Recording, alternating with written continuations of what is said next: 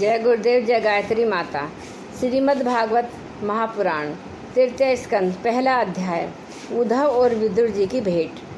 श्री सुखदेव जी ने कहा, परीक्षित, जो बात तुमने पूछी है वही पूर्व काल में अपने सुख समृद्धि से पूर्ण घर को छोड़कर वन में गए हुए विदुर जी ने भगवान मैत्रेय जी से पूछी थी। जब सर्वेश्वर भगवान श्री कृष्ण पांडवों के दूत बनकर गए थे, तब वे दुर्योधन के महल को छोड़कर उसी विदुर जी के घर में उसे अपना ही समझकर बिना बुलाए चले गए थे।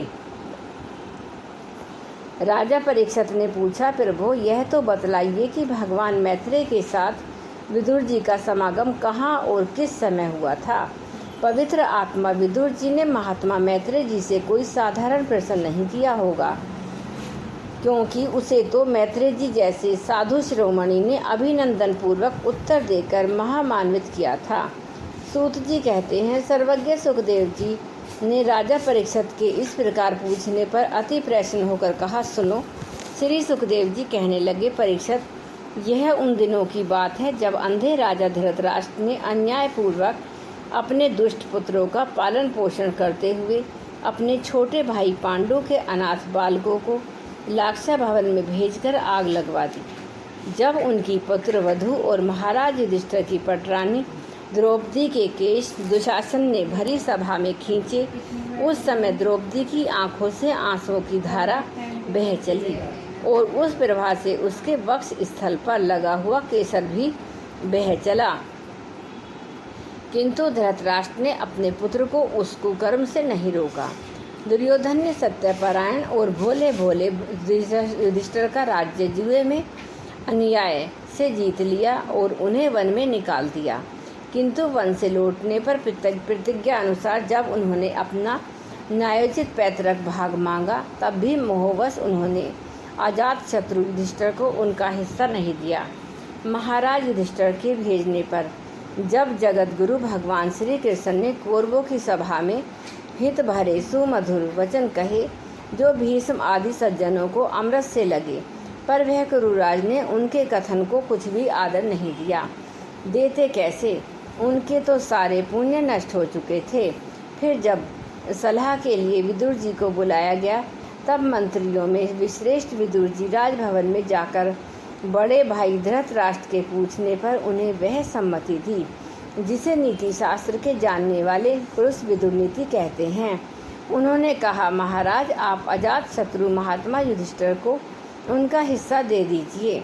वे आपके न सहने योग्य अपराध को भी सह रहे हैं। भीम रूप काले नाग से तो आप भी बहुत डरते हैं। देखिए, वह अपने छोटे भाइयों के सहित बदला लेने के लिए बड़े क्रोध से फुफकारे मार रहा है और आपको पता नहीं, भगवान श्री कृष्ण ने पांडवों को अपना लिया है। वे यदुवीरों के आराध्य देव इस समय अपनी राजधानी द्वारिकापुरी में विराजमान हैं। उन्होंने पृथ्वी के सभी बड़े बड़े राजाओं को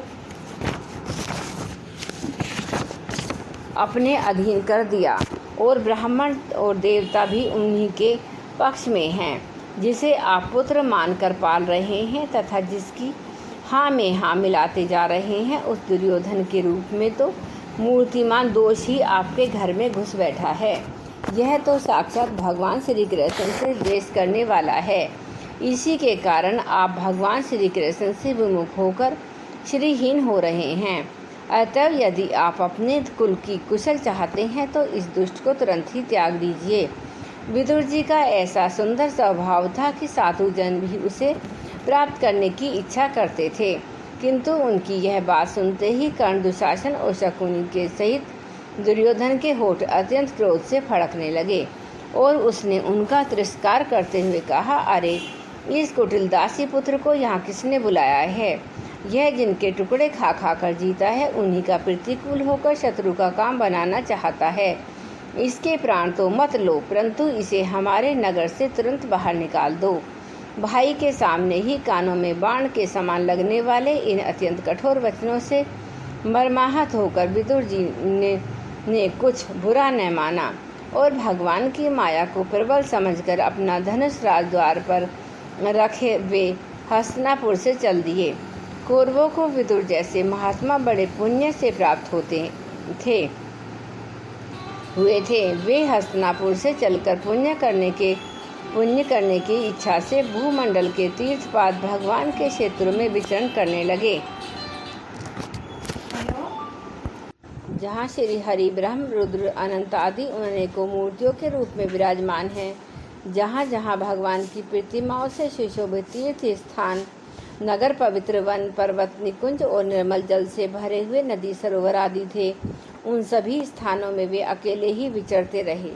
वे अवधूत वेश में स्वच्छंदतापूर्वक पृथ्वी पर विचरते थे, जिससे आत्मीय जन उन्हें पहचान न सके। वे शरीर को सजाते न थे, पवित्र और साधारण भोजन करते थे, शुद्ध वृत्ति से जीवन निर्वाह करते, प्रत्येक तीर्थ में स्नान करते, जमीन पर सोते और भगवान को प्रसन्न करने वाले व्रतों का पालन करते रहते थे।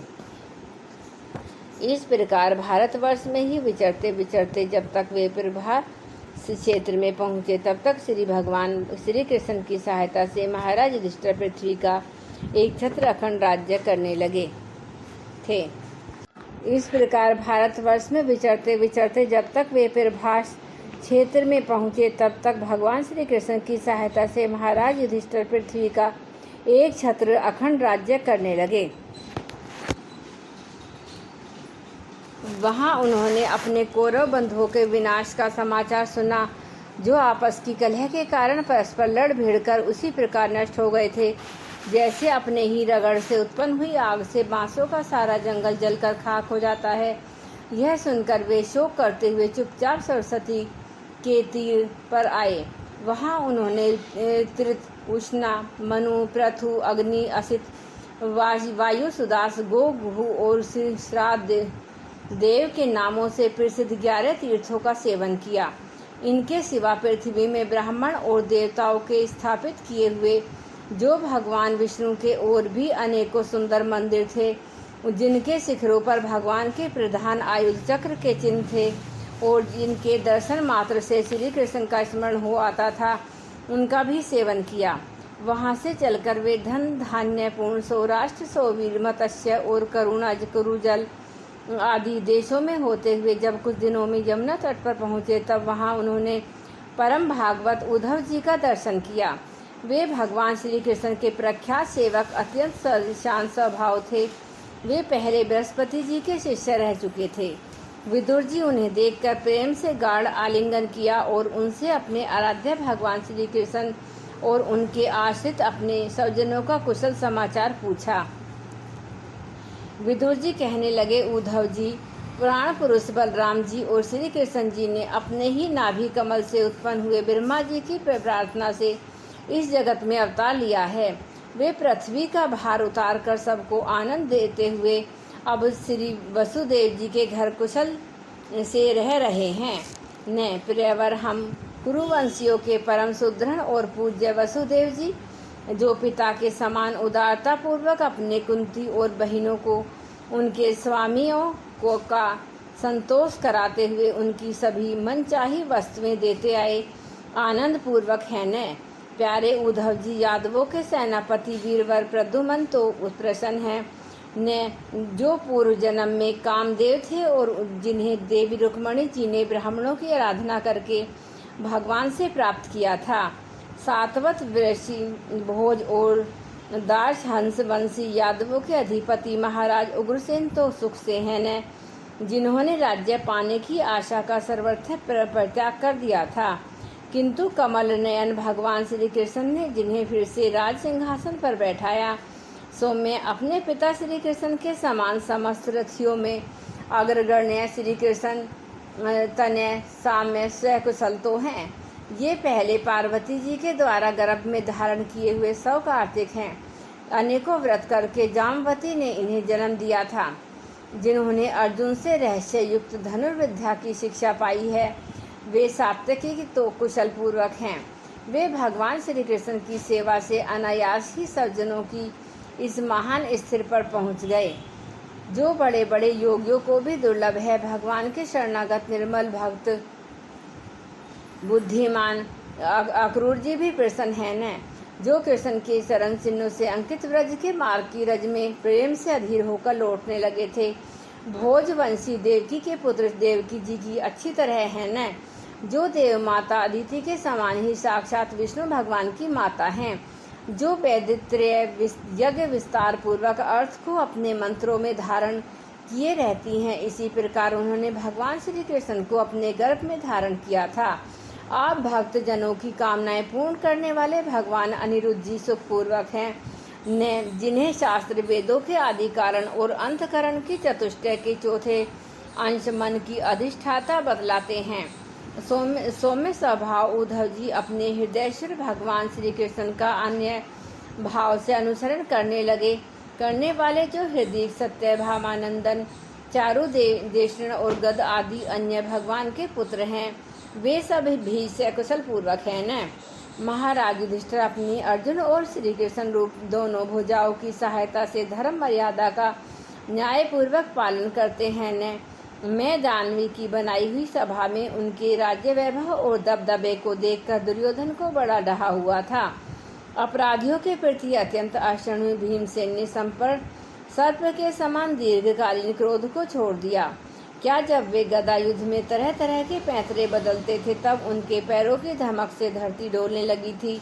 जिनके बाणों की जाल से छिपकर किरात वेशधारी अतः किसी की पहचान में न आने वाले भगवान शंकर प्रसन्न हो गए थे।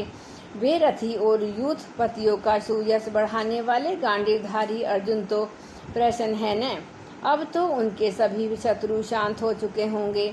पलक जिस प्रकार नेत्रों की रक्षा करते हैं, उसी प्रकार कुंती के पुत्र युधिष्ठिर आदि जिनकी सर्वदा संभाल रखते हैं, और कुंती ही जिनका लालन पालन किया, वे माद्री के यमज पुत्र नकुल सहदेव कुशल से तो है न। उन्होंने युद्ध में शत्रु से अपना राज्य इसी प्रकार छीन लिया जैसे दो गरुण इंद्र के मुख से अमृत निकाल लाए। अहो बेचारी कुंती तो राज्य ऋषि श्रेष्ठ पांडु के वियोग में मृत प्रायसी होकर भी इन बालकों के लिए ही प्राण धारण किए हुए है। रथियों में श्रेष्ठ महाराज पांडु ऐसे अनुपम वीर थे कि उन्होंने केवल एक धनुष लेकर ही अकेले चारों दिशाओं को जीत लिया था। सौम्य स्वभाव उद्धव जी, मुझे तो अधः पतन की ओर जाने वाले उन धृतराष्ट्र के लिए बार बार शोक होता है, जिन्होंने पांडवों के रूप में अपने परलोकवासी भाई पांडु से ही द्रोह किया था। अपने पुत्रों की हाँ में हाँ मिलाकर अपने हित चिंतक मुझको भी नगर से निकलवा दिया, किंतु भाई मुझे इसका भी कुछ भी खेद अथवा आश्चर्य नहीं है। जगत विधाता भगवान श्री कृष्ण ही मनुष्यों की सी लीलाएं करके लोगों के मनोवृत्तियों को भ्रमित कर देते हैं। मैं तो उन्हीं की कृपा से उन्हीं की महिमा को देखता हुआ दूसरों की दृष्टि से दूर रहकर सानंद विचर रहा हूँ। यद्यपि कौरवों ने उनके बहुत से अपराध किए, फिर भी भगवान ने उनकी इसलिए उपेक्षा कर दी कि वे उनके साथ उन दुष्ट राजाओं को भी मारकर अपने शरणागतों का दुख दूर करना चाहते थे, जो धन विद्या और जाति की मद से अंधे होकर कुमारगामी हो रहे थे और बार बार अपनी सेनाओं से पृथ्वी को कपा रहे थे। उद्धव जी भगवान श्री कृष्ण जन्म और कर्म से रहित हैं, फिर भी दुष्टों का नाश करने के लिए और लोगों को अपनी ओर आकर्षित करने के लिए उनके दिव्य जन्म कर्म हुआ करते हैं। नहीं तो भगवान की तो बात ही क्या है। दूसरे तो जो लोग गुणों से पार हो गए हैं, उन्हें भी ऐसा कौन है जो इस कर्माधीन देह की बंधन में पड़ना चाहेगा। अतः मित्र, जिन्होंने अजन्मा होकर भी अपनी शरण में आए हुए समस्त लोकपाल और आज्ञाकारी भक्तों का प्रिय करने के लिए यदुकुल में जन्म लिया, उन पवित्र कीर्ति श्री हरि की बातें सुनाओ। जय गुरुदेव, जय गायत्री माता।